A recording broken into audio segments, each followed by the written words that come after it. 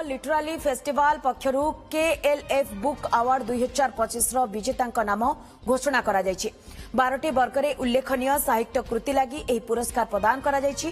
केंद्र पर्यटन एवं संस्कृति मंत्री गजेंद्र सिंह शेखावत अतिथि भावे जोगदे विजेता पुरस्कृत करथिले।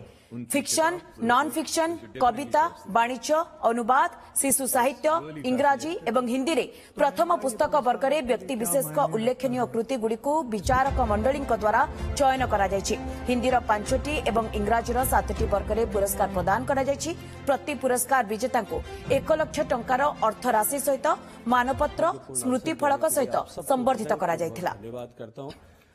Kalinga literature festival book awards जो थे आम प्रति वर्षर 7टा हिंदी कैटेगरी और 7टा इंग्लिश कैटेगरी अवार्ड आम जूरी मैंने बाछंती।